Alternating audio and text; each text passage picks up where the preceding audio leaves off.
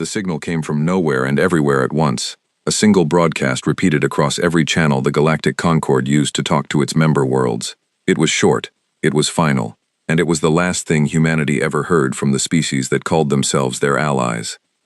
Humanity is hereby removed from the Concord. No assistance will be given. No ships will be sent. You are now beyond our concern. That was it. No explanation. No warning. Just a cold, clean cut, like a surgeon removing a tumor they were afraid might spread. Admiral Sarah Chen stood on the bridge of the ESV Resolute, staring at the message scrolling across the main screen for the third time. Around her, the bridge crew had gone silent, not the silence of shock, though there was plenty of that. This was the silence of people doing math in their heads, fast math, the kind that decided whether you lived or died. "Confirm the source," Chen said. Her voice did not shake. She would not let it shake. "Confirmed, Admiral," said Lieutenant Okafor from the comm station. "It's from the Concord Central Authority. Verified encryption. Verified signature. This is real." "And the reason?" Okafor hesitated. "There isn't one given, just the order." Chen turned to her science officer, a woman named Priya Raman who had spent the last decade studying alien biology and Concord politics in equal measure. "Priya, talk to me. Why now? Why us?" Raman pulled up a star chart on her console, 3 systems glowing red near the edge of explored space. "The Valkyrie border conflict. We've been escorting refugee convoys through contested space for 6 months. The Valkyrie hegemony has been threatening retaliation against any species that interferes. And the Concord decided we weren't worth the fight," Chen said. "That's my read, yes." Silence again. Then a young ensign at navigation, barely 2 years out of the academy, spoke up without being asked. "Admiral, with respect, what are we going to do?" Chen looked at the young man.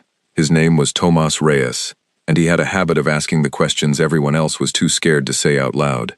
She liked that about him. "We're going to find out exactly how alone we are," Chen said, "and then we're going to decide what that means." 3 light-years away, on Earth, the news hit like a hammer. The United Earth government had built its entire defense doctrine around Concord membership for the last 40 years. Humanity had joined the galactic community eager and hopeful, a young species among ancient ones, grateful for the technology, the trade routes, the protection from threats they barely understood. Concord membership meant safety. It meant humanity was not alone in a galaxy full of things that could erase a civilization without much effort. Now that safety net was gone, and gone with no warning. In the underground command center beneath what used to be Geneva, President Amara Okonkwo sat through 6 hours of emergency briefings without once leaving her chair. Generals, diplomats, scientists, each one brought worse news than the last. "Our fleet cannot match a single Valkyrie battle group," said General Marcus Webb, head of Earth Defense Forces. He did not sugarcoat it, because Okonkwo had told him from day one she did not want sugar. "We have maybe 200 capital ships total, scattered across colonies and trade routes. The Valkyrie alone field over 1,000, and they're not even the most dangerous species out there. They're just the closest. What about the other Concord members? Surely some of them remember what we did for them," Okonkwo said. "The Thessaly evacuation, the plague cure we shared freely instead of selling it. We have allies." Webb's expression did not change. "We reached out to all of them in the last 6 hours. Every single one declined to respond, or responded with a polite refusal to get involved. They're scared, Madam President. If the Concord turned on us, they're worried they could be next. Nobody wants to stick their neck out." Okonkwo closed her eyes for a moment. When she opened them, something had hardened behind them. "Then we don't wait for anyone to stick their neck out for us. We protect our own. Madam President, with the forces we have. I'm not talking about winning a war with the forces we have, General. I'm talking about what we do next. Convene every shipyard director, every colony governor, every scientist, with a security clearance above level 4. We meet again in 12 hours. I want options, not problems." The order rippled outward across human space within a day. Every colony, every outpost, every ship received the same transmission. The Concord had abandoned them, and Earth was now standing alone. On New Shenzhen, a mining colony on the edge of the Valkyrie border, the reaction was not panic. It was something else entirely. Wei Lin had grown up on that colony, the daughter of 2 engineers who had left Earth 30 years earlier to build something new out in the dark. She was 26 now, running the colony's defense network. And when the broadcast came through, she did not cry or scream. She walked straight to the colony's central plaza, where a crowd was already gathering, faces lit by the dim glow of the system's distant red star. "They think we're done," she said, standing on the steps of the colony hall, her voice carrying across the silent crowd. "They think because nobody's coming to save us, we're going to lie down and die quiet." Nobody answered. They were listening. "My parents built this colony with their hands. We dug into rock that nobody else wanted, on the edge of space that nobody else would touch, because Earth gave us the will to do it even when nobody else believed in us. We didn't ask the Concord for permission to survive then. We're not asking now." A murmur ran through the crowd, something between fear and resolve, the two feelings tangled together in every throat. "So here's what we're going to do," Waylon continued. "We're going to fortify. We're going to build. We're going to remember that humanity has never once, not one single time in our entire history, needed someone else's permission to keep fighting." The crowd's silence broke into something louder. Not a cheer, not yet, but a sound that carried weight, the sound of people deciding together that they would not go quietly. Back on the Resolute, Admiral Chen received new orders 3 days later. They came not from the Concord, who had washed their hands of Earth completely, but from Earth itself, under a new designation, the Unified Human Defense Initiative. The orders were simple, and they chilled her more than the original abandonment message had. Withdraw all human ships from contested space immediately. Consolidate forces at Sol System and the 4 core colonies. Prepare for the possibility of total isolation. "They're pulling everyone back," Chen said quietly, reading the orders a second time. "Every ship, every colony beyond the Core 4. They're drawing a line and saying anything outside it might be lost." Raman looked up sharply. "New Shenzhen is outside that line." "Admiral, so is Tau Ceti Colony, so is Hawking's Reach. That's almost 2 million people." "I know. We can't just leave them." Chen stood, walking to the viewport, looking out at the stars that no longer felt friendly. Somewhere out there, the Velkari fleet was likely already moving, testing the new boundaries of a galaxy where humanity had no protector but itself. "We're not leaving them," Chen said finally.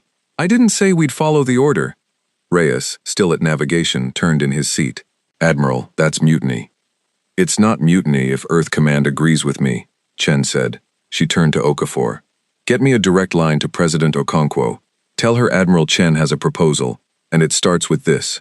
We don't abandon our own people just because the galaxy abandoned us first." The proposal reached Okonkwo within the hour, and she read it twice before calling an emergency session of her cabinet. Chen's plan was bold, dangerously so. Instead of consolidating into a defensive shell around Earth, she wanted to establish what she called the Promise Line, a network of rapid response fleets stationed to protect every human settlement, no matter how distant or small. "It spreads our forces thin," General Webb argued during the session. "If the Velkari hit us with everything they have, we won't be able to concentrate defense anywhere. And if we pull back to the core systems, we tell every human colony out there that they don't matter," Okonkwo said. "We tell them exactly what the Concord told us. That's not who we are. With respect, Madam President, survival comes first." Okonkwo looked around the table, at the tired faces of people who had spent 3 days without proper sleep, trying to chart a course through a crisis none of them had ever trained for. "Survival as what, General? As a species that protects its strongest and discards the weak? Or as a species that means it when we say nobody stands alone?" Nobody answered immediately. Outside the underground chamber, somewhere far above, the sun was setting over a planet that had just learned it had no friends among the stars. "We adopt Admiral Chen's plan," Okonkwo said finally. "Every colony, every outpost, every ship full of human beings gets defended like it's the capital itself. We don't have the Concord's resources, we don't have their technology, but we have something they apparently forgot how to value." "What's that?" Webb asked. "Each other," Okonkwo said. "Send the order. The Promise Line begins today."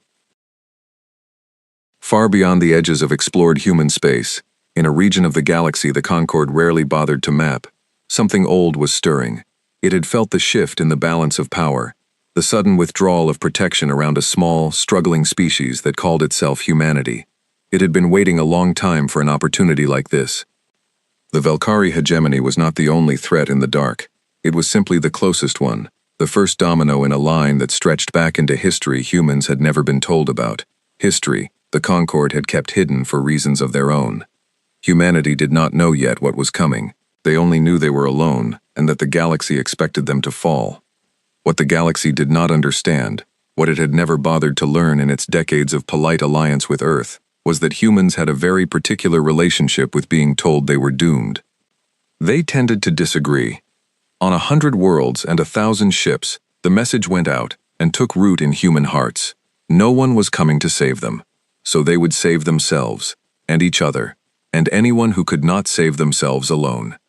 The promised line had begun. The galaxy had no idea what it had just unleashed. The Velkhari battle group reached the edge of New Shenzhen's system 11 days after the Concorde cut humanity loose. 23 warships, sleek and black, moving in formation that spoke of decades of practiced war. They did not announce themselves. They did not need to.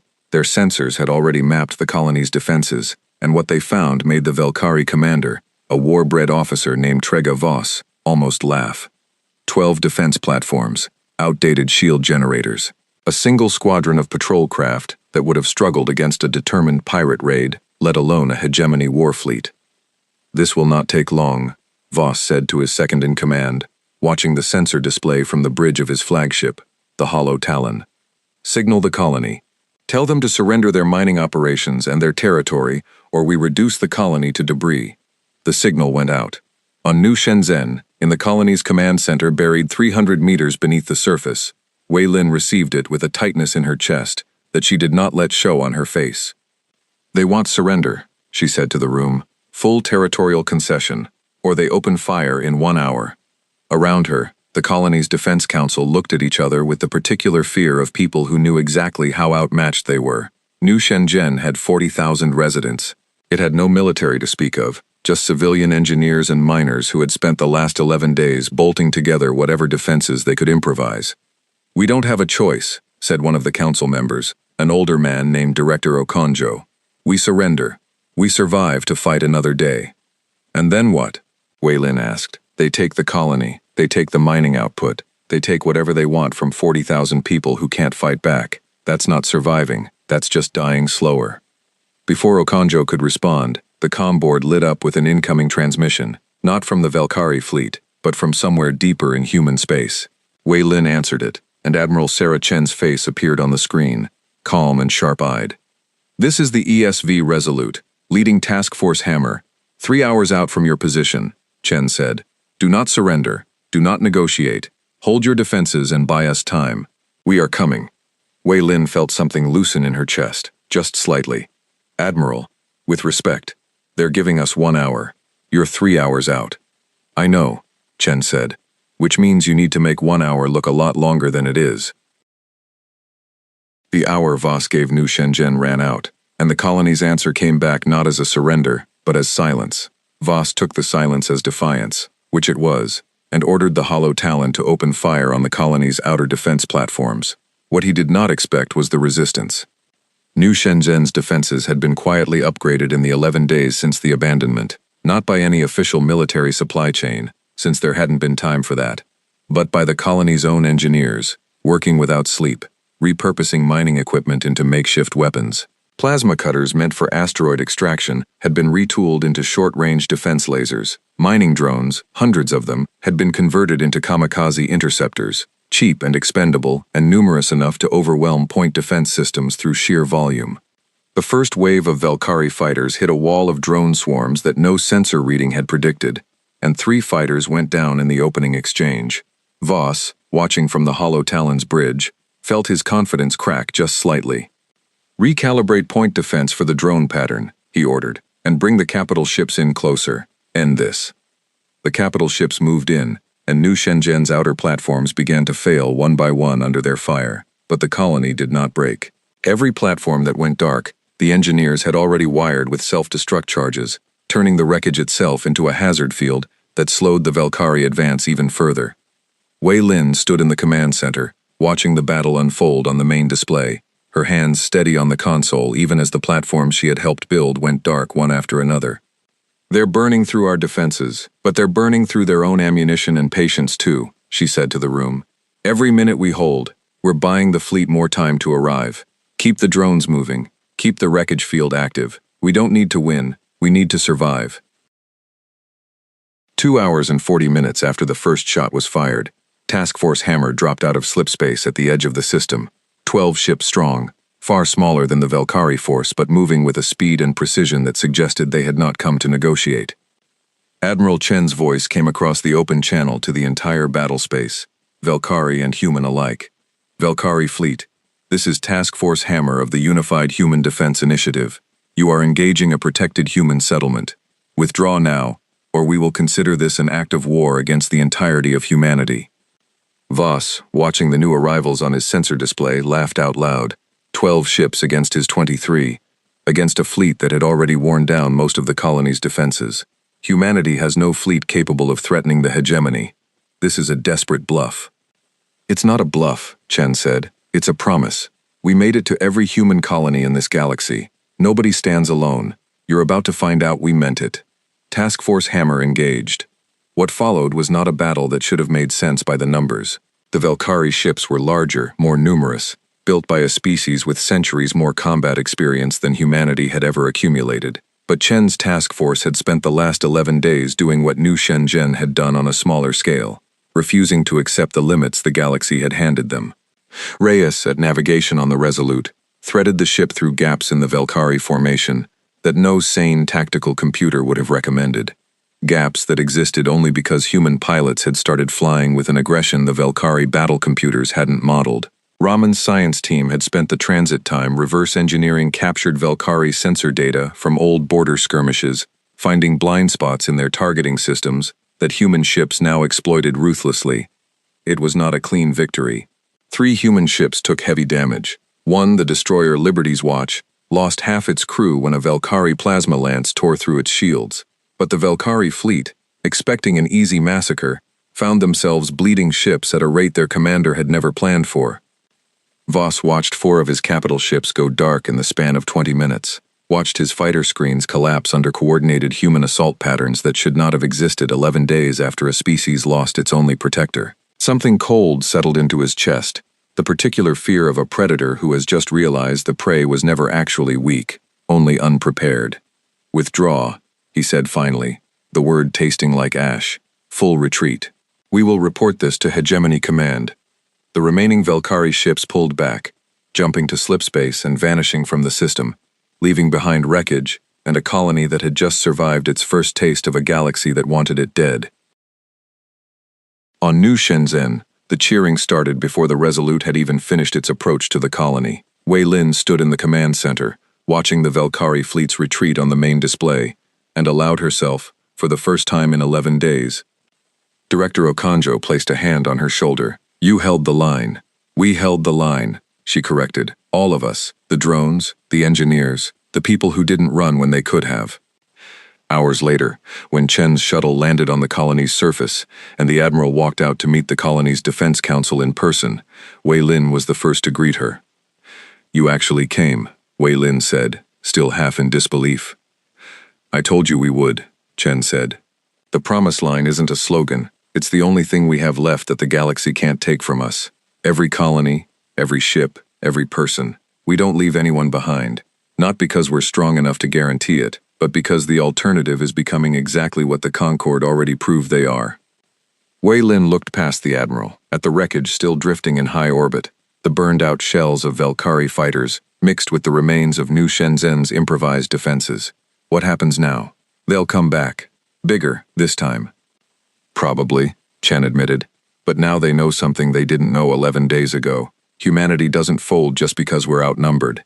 And word travels fast in a galaxy this connected. Every species watching is going to recalculate what it costs to attack us.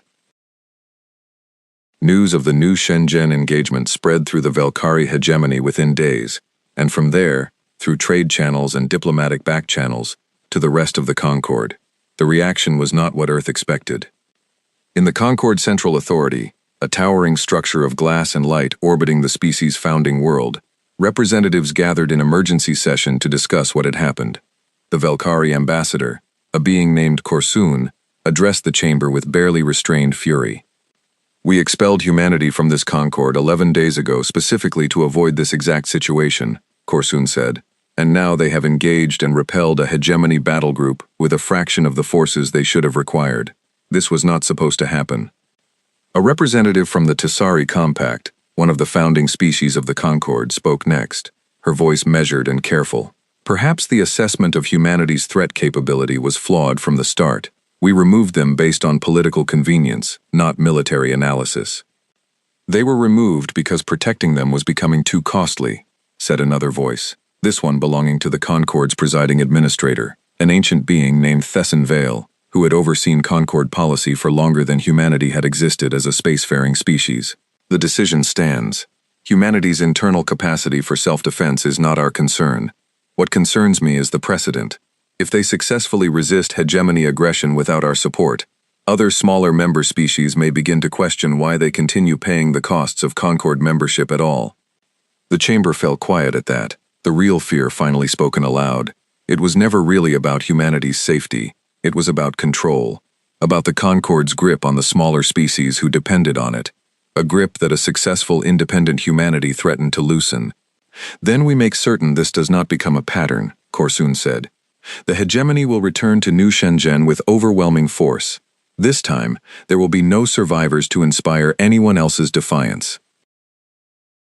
Back in Sol System, President Okonkwo received the full battle report from Admiral Chen alongside an intelligence briefing that made her blood run cold.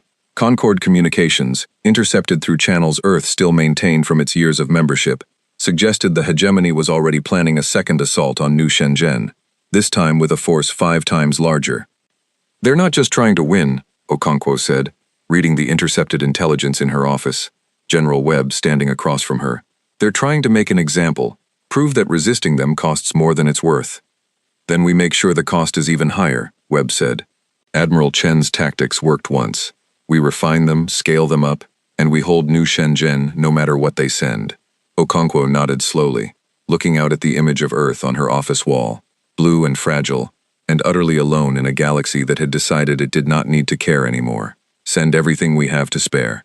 Every ship, every pilot, every engineer who can build a weapon out of mining equipment in 11 days.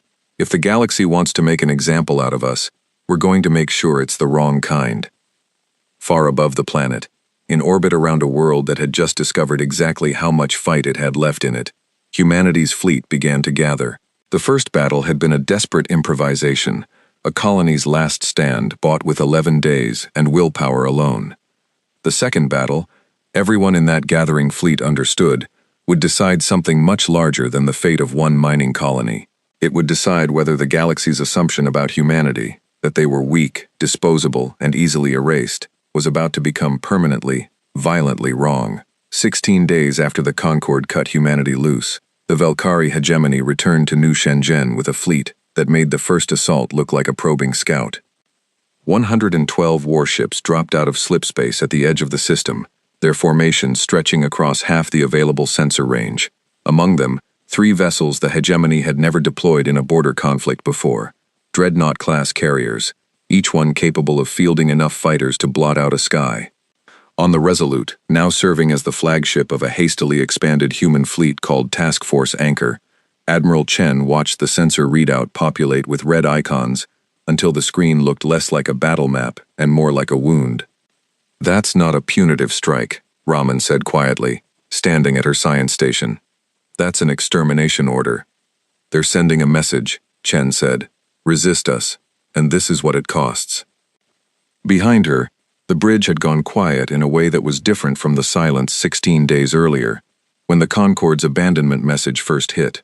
This silence had weight to it, the weight of people who understood exactly what they were looking at, and had chosen to stay anyway. Tomas Reyes broke it first. Admiral, our fleet is 41 ships. They've got over 100. Even with the New Shenzhen defenses factored in, the math doesn't work. I know what the math says, Chen replied. I'm not interested in what the math says. I'm interested in what we do about it.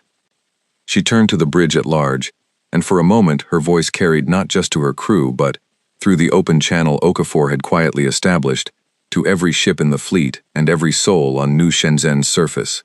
11 days ago, this colony held a line against a battle group that should have erased them in an hour. They held it because they refused to accept that they were already dead. Today, the hegemony brought everything they have because we hurt their pride and threatened their control. They want to make an example of us. She paused, letting the words settle. So let's give them an example. Let's give every species watching from the dark a very clear lesson about what happens when you try to bury humanity alive. A cheer went up across the open channel, ragged and fierce, the sound of 41 ships' worth of crews who had spent 16 days preparing for exactly this moment.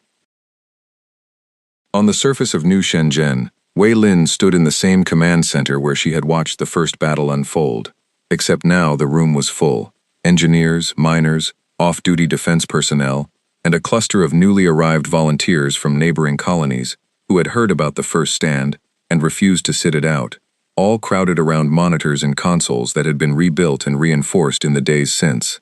"We've tripled the drone production," said an engineer named Marcus Oduya, pulling up the latest inventory on the main display.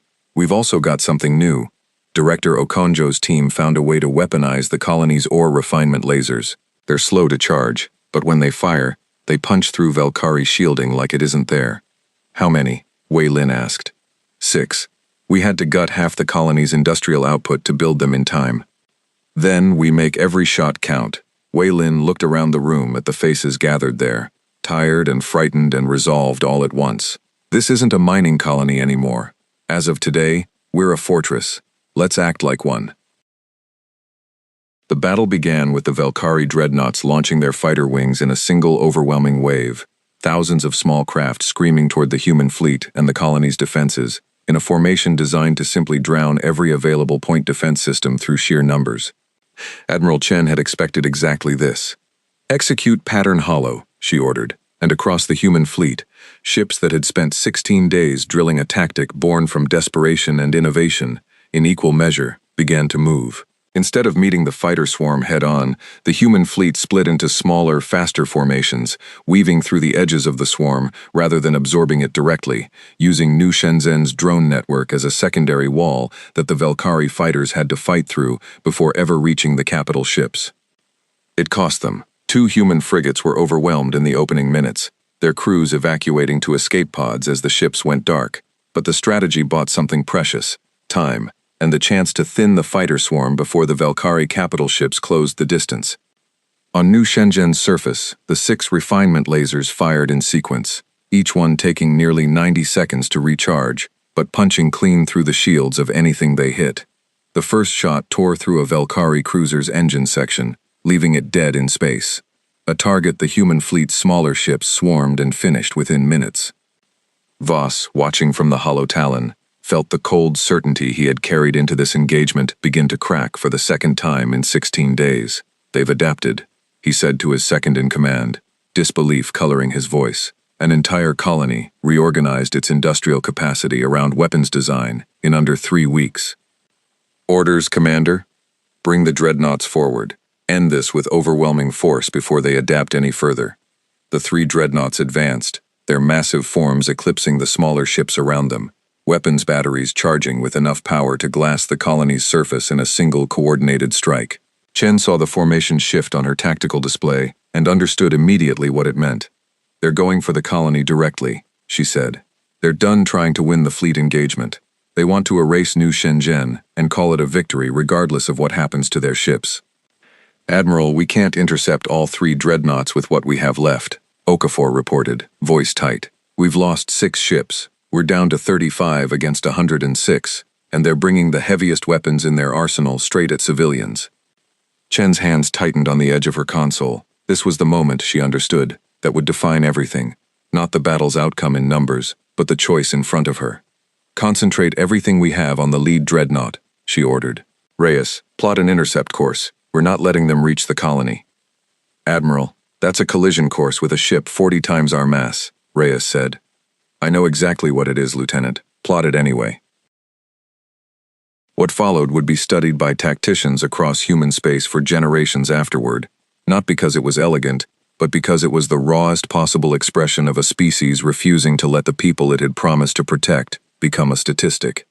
The Resolute, along with 11 other human ships, drove directly into the path of the lead Velkari dreadnought, weapons fire concentrated with a precision born of shared desperation rather than superior technology. The dreadnought's shields, designed to withstand sustained bombardment from dozens of smaller craft over time, had never been tested against this kind of focused immediate assault.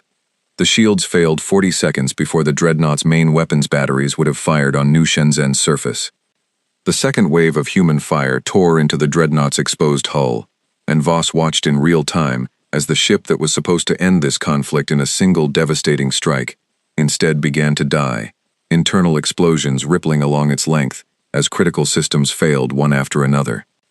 On New Shenzhen, Wei Lin watched the dreadnought's destruction on the command center's main display, the massive ship breaking apart in a silent, distant fireball that nonetheless felt close enough to touch.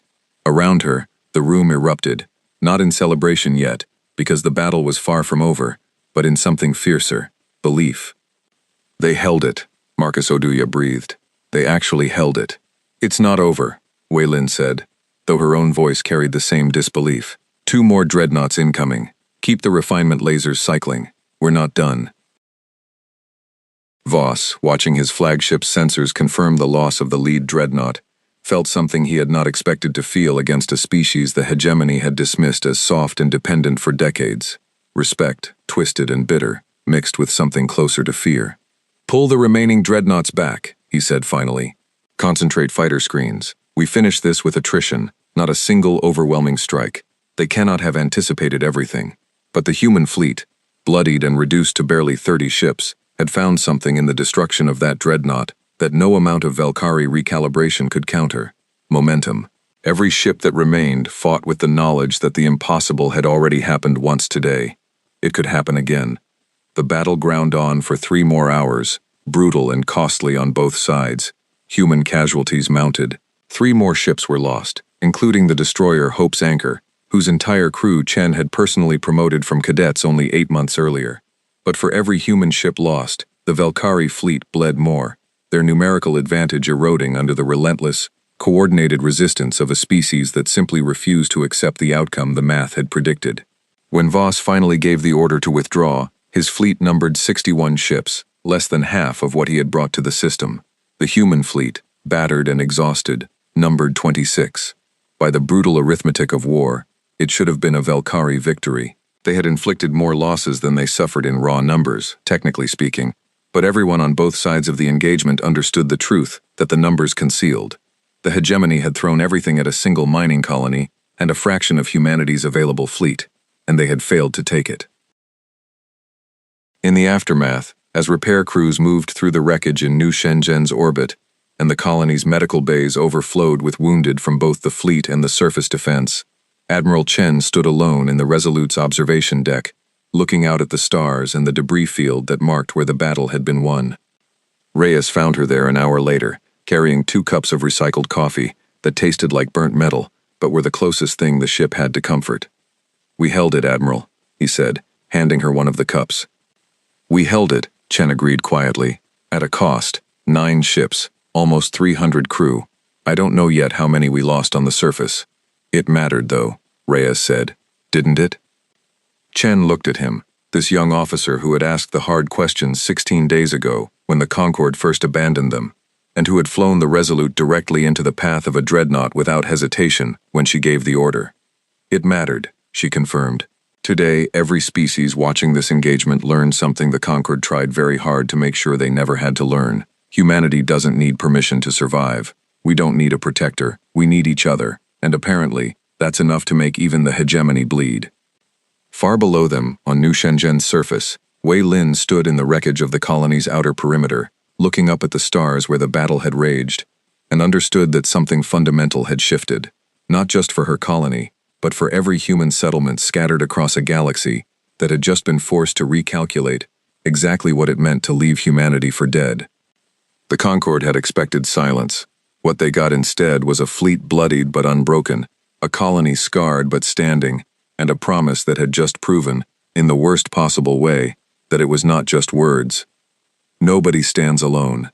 The galaxy was beginning to understand humanity meant it, no matter the cost. 3 weeks after the Battle of New Shenzhen, the footage reached every corner of Concorde space, despite the hegemony's best efforts to suppress it. A merchant trader, working routes along the contested border, had captured fragments of the engagement on long-range sensors and sold the data to anyone willing to pay. By the time the Concorde Central Authority tried to control the narrative, it was already too late. Every member species had seen, In raw sensor data and grainy visual feeds, a human fleet a third the size of its attacker, driving a dreadnought into oblivion through sheer refusal to lose. The reaction across the galaxy was not unified. Some species reacted with renewed fear of humanity, a young, unpredictable race that had just demonstrated it could trade blows with an established military power and walk away standing. Others reacted with something more complicated: hope, quiet and dangerous, the kind that smaller Concord members had not allowed themselves to feel in a long time. On a world called Threna, home to a small avian species called the Skarn who had been Concord members for over 2 centuries without ever once being treated as equals, a delegation gathered in secret to discuss what they had seen. They survived without the Concord, said Speaker Velith, the eldest member of the delegation, her feathers ruffled with an agitation she rarely allowed herself to show in public. Not just survived, they fought back. They won, against forces that should have erased them in a single afternoon. The Velkari hegemony has always respected only strength, said a younger delegate, Corvin. If humanity can earn that respect through resistance, perhaps we have been thinking about our own situation incorrectly. You're suggesting the Skarn follow humanity's example, Velith said.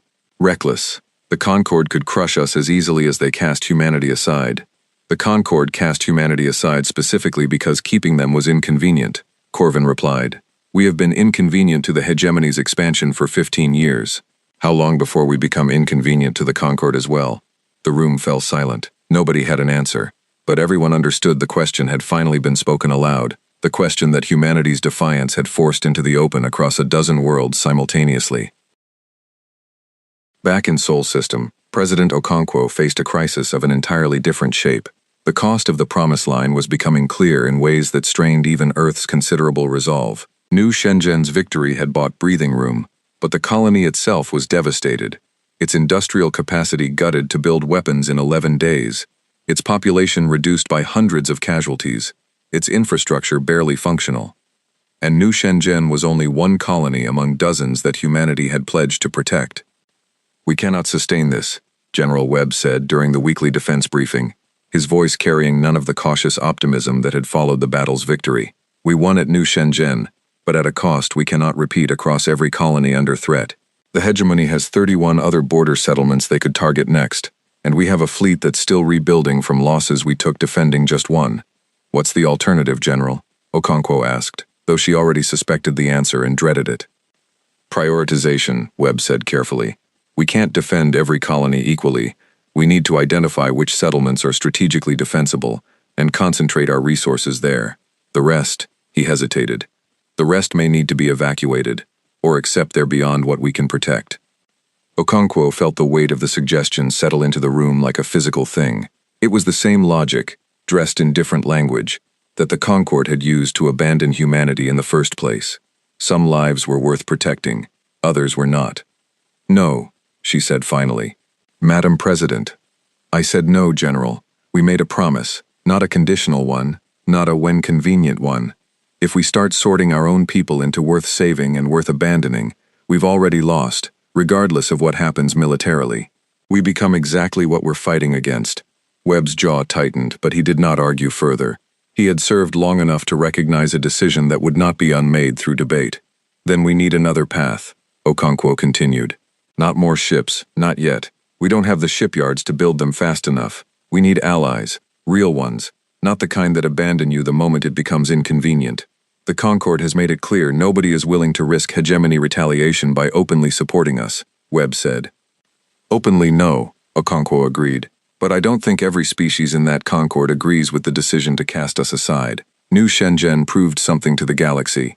I think it's time we found out exactly who was paying attention. The first contact came 8 days later, through a channel that should not have existed, encrypted using protocols Earth's intelligence division did not recognize. Admiral Chen, still overseeing repairs to her battered fleet in New Shenzhen's orbit, was the one who received it. The message was brief, and it came from the Skarn delegation on Threna. We have watched what you did. We do not yet know if we have the courage to do the same. But we wished you to know that not every species in this galaxy believes the Concord's decision was just. If there is ever a way for our people to help yours without ending both of us, we would not refuse the chance. Chen read the message twice, before forwarding it directly to Earth Command, along with her own assessment. "This isn't an alliance," she wrote in her report. "Not yet, but it's a crack in the unity the Concord has been counting on. If the Skarn are willing to reach out quietly, others may follow. We should pursue this carefully, but we should pursue it." Okonkwo agreed, and within days, quiet diplomatic channels opened between Earth and a handful of smaller Concord species, none willing to declare open support, all of them watching humanity's continued resistance, with an interest that had not existed 3 weeks earlier. It was not the rescue humanity had hoped for when the Concord first cut them loose. It was something more fragile and more valuable, proof that the galaxy's fear of the hegemony, and of the Concord's own willingness to discard inconvenient allies, ran deeper than anyone had previously admitted. On New Shenzhen, Wei Lin had been promoted, unofficially at first, and then formally through Earth Command's new Colonial Defense Initiative, to oversee the Promise Line's frontline coordination for every settlement along the contested border. It was a role she had never trained for and had not asked for, but the colony's survival had marked her as someone who understood, in practical terms no military academy could teach, what it took to hold a line that should not have held. She spent her days now coordinating with a dozen other colony leaders, sharing the improvised defense techniques New Shenzhen had pioneered, helping settlements with a fraction of New Shenzhen's resources prepare for the possibility that the hegemony, humiliated by its defeat, might choose easier targets next. It was during one of these coordination calls that she first heard from Hawkins Reach, a small research colony 3 systems away that had been on Earth Command's list of settlements potentially too remote to defend. "We don't have your industrial capacity," said the colony's administrator, a tired-looking man named Dr. Felix Adeyemi. "We're a research station, not a mining operation. We don't have the equipment to convert into weapons the way you did." "What do you have?" Wei Lin asked. "Data," Adeyemi said. "Years of research into Velkari technology, gathered from monitoring border skirmishes long before any of this started. We've never had a reason to share it because, frankly, nobody thought we were significant enough to bother protecting, so we kept our research close, hoping it might be valuable enough to make someone reconsider." Wei Lin felt something settle into place, the particular click of an idea that might actually matter. "Send it to Admiral Chen immediately. All of it." The data from Hawkins Reach turned out to be more valuable than anyone had anticipated. Buried in years of careful, underfunded research was a vulnerability in Velkari's shield technology that the hegemony had never had reason to suspect anyone had discovered, a resonance frequency that, when properly targeted, could destabilize their shields far faster than conventional weapons fire. It was the same vulnerability, Raman realized when she reviewed the data on the Resolute, that had allowed the human fleet to crack the lead dreadnought's shields during the battle. Though nobody had understood the underlying physics at the time, they had stumbled onto it through desperate trial and error. Hawkins Reach had found it through years of patient, unglamorous research that nobody had thought worth funding properly. "This changes everything," Raman told Chen, presenting the findings. "If we can refine our weapon systems to target this frequency directly, instead of relying on volume of fire, we level the playing field significantly. We don't need numerical superiority anymore, we need precision." Chen looked at the data, then at the report's origin. A colony that Earth Command had quietly considered indefensible, written off as a potential loss in the brutal calculations General Webb had proposed weeks earlier. A colony that, had Okonkwo agreed to that prioritization, might have been abandoned before it ever had the chance to hand humanity exactly the advantage it desperately needed. "Send my compliments to Dr. Adeyemi," Chen said, "and make sure Hawkins Reach gets priority defense resources from this point forward. They just earned it." The discovery spread through Earth Command's defense network within days, and weapons engineers across human space began the painstaking work of retrofitting existing systems to exploit the newfound vulnerability. It would not be ready in time for whatever the hegemony planned next, not fully, but it represented something Earth had not had since the Concord's abandonment. A genuine technological edge, earned not through superior resources, but through the kind of patient, unglamorous work that only existed because humanity had refused to abandon even its smallest, least defensible colonies. President Okonkwo received the full report in her office, reading it twice with something that, for the first time in weeks, resembled real hope rather than grim determination. "If we had followed General Webb's prioritization plan," she said quietly to her chief of staff, "Hawkins Reach would have been on the list of colonies we couldn't justify defending. We would have lost this entirely. You made the right call, Madam President." I made the only call that didn't turn us into the Concorde, Okonkwo corrected. There's a difference, and I think that difference might be the only real advantage we have left in this fight. Far across human space, on 100 different worlds and ships, the Promise Line continued to hold, fragile and costly, built on a principle the galaxy's most powerful species had abandoned generations ago, that worth was not measured in strategic value or resource output, but in the simple, stubborn refusal to leave anyone behind. It was, everyone now understood, the only thing standing between humanity and the same fate the Concorde had so casually assigned them 3 weeks earlier. And slowly, painfully, it was beginning to work.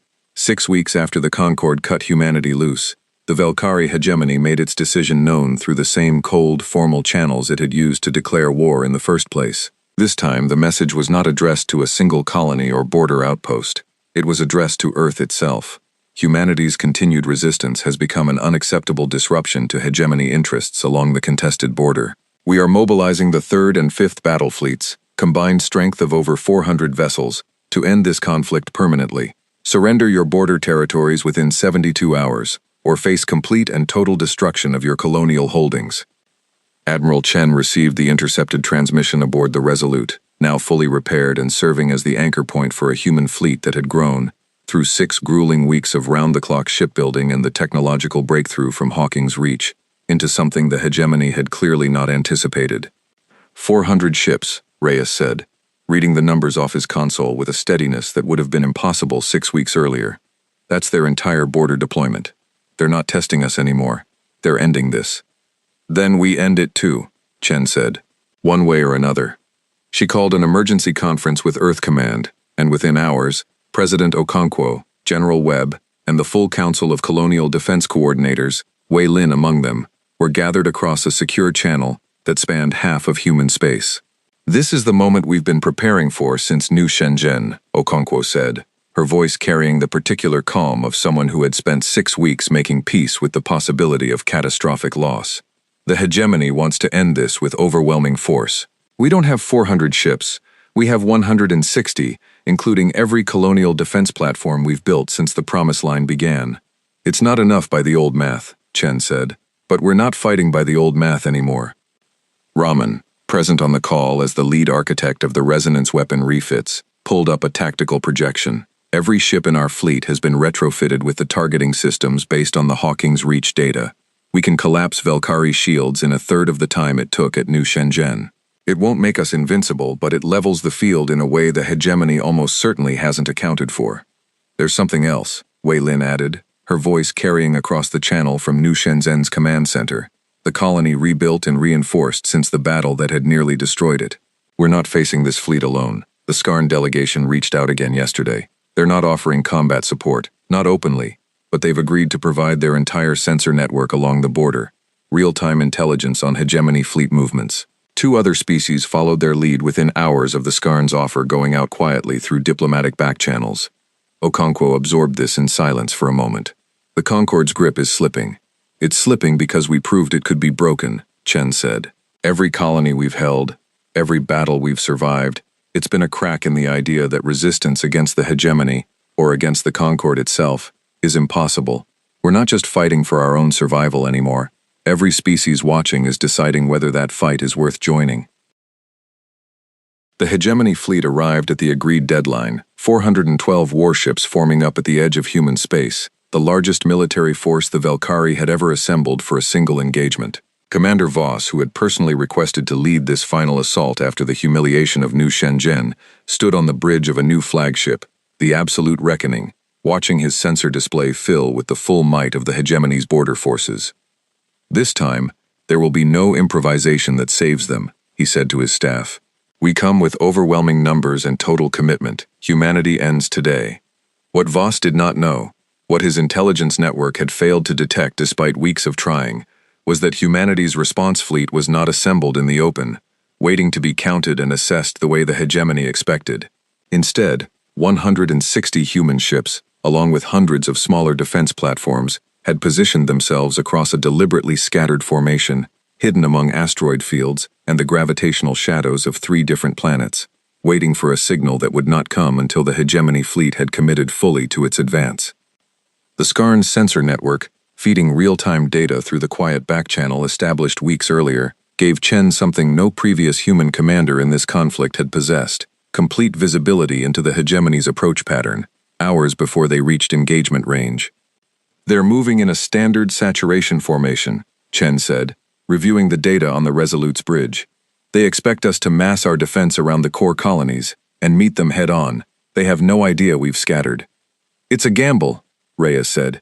"If they adjust formation before we spring the trap, we lose the element of surprise entirely." "It's the only gamble that gives us a real chance," Chen replied. "We can't win a straight fight against 400 ships. We can win an ambush against a fleet that thinks it's facing a desperate, disorganized defense." The hegemony fleet advanced into what Voss believed was empty space between human defensive positions, confident in the overwhelming numerical advantage that had never failed the hegemony in its centuries of border conflicts. It was only when the fleet had fully committed to its advance, strung out across a wide formation optimized for maximum coverage rather than concentrated defense, that the trap closed. Human ships emerged from the asteroid fields and planetary shadows simultaneously, weapons already charged and targeting locked through the resonance frequency that the hegemony's shields had no defense against. The first volley alone disabled the shields of over 30 Velkhari warships before they had even registered the ambush had begun. "All ships, concentrated fire on designated targets," Chen ordered, watching her tactical display transform from a desperate defensive scramble into something approaching genuine advantage. "Don't spread fire. Focus and collapse, one ship at a time. Make every shot count." The battle that followed was unlike anything either side had experienced in the 6 weeks of escalating conflict. The hegemony, caught in a formation built for overwhelming force rather than rapid reorganization, struggled to bring its full numerical advantage to bear against an enemy that refused to fight where expected. Human ships, smaller and individually weaker but armed with weapons calibrated to exploit a vulnerability the hegemony had never known existed, picked apart the scattered Velkhari formation with a precision that turned the battle's mathematics inside out. Voss, watching his fleet's losses mount with an intensity that defied every tactical model his staff had prepared, felt the cold certainty of victory slip away for the third and final time. "Concentrate the fleet," he ordered, voice tight with controlled panic. "Form defensive clusters. Stop fighting their engagement. Force them to fight ours." But the order came too late. The hegemony's scattered formation, designed to overwhelm a static defense, had become a liability against an enemy fighting a mobile, coordinated ambush. Ships that tried to regroup found themselves isolated and vulnerable, picked off by human formations that had spent 6 weeks training specifically for this kind of fluid, decentralized engagement. 4 hours into the battle, with hegemony losses approaching 200 ships and human losses, while severe, numbering less than 40, Voss made the decision that would define the rest of the war. "All remaining forces, full withdrawal," he said, the words costing him more than any other order he had given in his military career. "We cannot sustain this engagement." The retreat order spread across the remaining hegemony fleet, and ships that had come to permanently end humanity's resistance instead scattered back toward hegemony territory, leaving behind a battlefield littered with wreckage that told a story the entire galaxy would soon hear in full. On the Resolute's bridge, the cheering that followed the confirmation of the hegemony's retreat was different from anything Chen had heard in the previous 6 weeks. It was not the relief of narrow survival. It was something closer to vindication, the sound of people who had refused an impossible fate and found, against every expectation the galaxy had set for them, that refusal had been enough. "Admiral," Okafor said, voice thick with emotion he didn't bother hiding, "Earth Command is requesting a direct line. President Okonkwo wants to speak with you personally."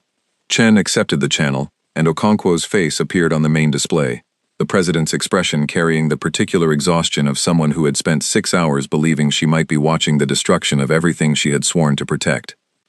"Report, Admiral," Okonkwo said, though her voice already carried the answer she desperately hoped to hear.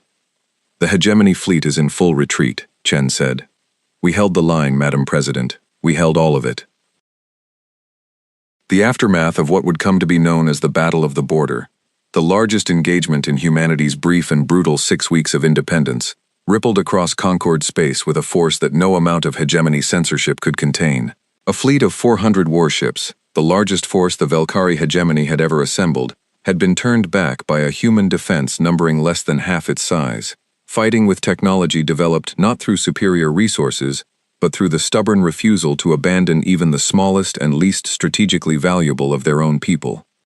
The Skarn delegation, emboldened by the role their quiet intelligence support had played in the human victory, formally announced their withdrawal from Concord oversight within a week, the first species in over a century to openly challenge the Concord's authority. 3 other species followed within the month, each one citing humanity's resistance as proof that the Concord's claimed protection had always been conditional, always negotiable, and never truly guaranteed.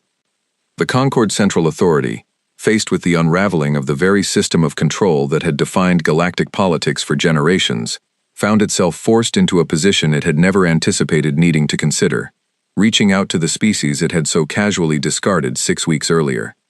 The message arrived on Earth 9 weeks after the original abandonment, carried through official Concord channels for the first time since the initial expulsion order. President Okonkwo read it standing in her office. General Webb and a small council of advisors gathered around her. The Concord Central Authority acknowledges the demonstrated resilience and military capability of the human species, the message read, the formal language unable to fully disguise the desperation underneath it. We propose renewed discussions regarding humanity's status within the Concord, with terms to be negotiated as full and equal members. Okonkwo set the message down and looked around the room at faces that had spent 6 weeks learning to survive without anyone's permission or protection. They want us back, Webb said, now that we've proven we don't need them. They want us back because they're afraid of what happens if we keep proving that to everyone else, Okonkwo corrected. The question is what we want. She thought of New Shenzhen, rebuilt and fortified, of Hawking's Reach, whose patient, unglamorous research had turned the tide of an entire war, of every colony and ship that had held the line, not because they were ordered to, but because humanity had made a promise and refused to break it, even when breaking it would have been so much easier. Send a response, Okonkwo said finally. Tell them we'll discuss terms, but tell them this too. Humanity does not return to a Concord that abandons its members when convenience demands it. If we rejoin, it will be as a founding voice in rewriting what that Concord actually protects, and who it's willing to leave behind.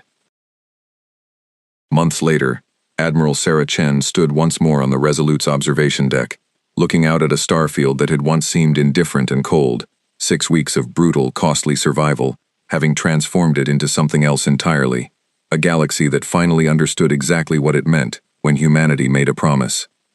Wei Lin had joined her for this visit, traveling from New Shenzhen to see firsthand the fleet that had saved her colony twice over the course of an impossible war.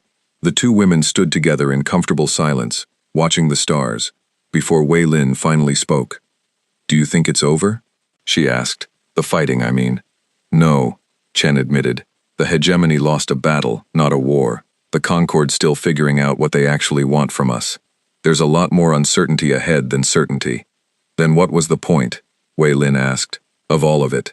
The losses, the sacrifice. Chen turned to look at her, the weight of 6 weeks settling into the lines of her face, but her eyes carrying something steady underneath the exhaustion. The point was proving something that should have always been true, she said. That worth isn't measured by how convenient you are to protect, that a promise means something even when, especially when, keeping it costs everything you have. The galaxy spent generations believing strength meant abandoning anyone who became inconvenient. We just spent 6 weeks proving them wrong. Far below them, scattered across 100 worlds and 1,000 ships, humanity continued the long, uncertain work of rebuilding what the war had cost, carrying forward the simple, stubborn principle that had carried them through an impossible 6 weeks. Nobody stands alone, not while there was still breath left to keep that promise. The galaxy had left them for dead. Humanity had simply refused to stay that way.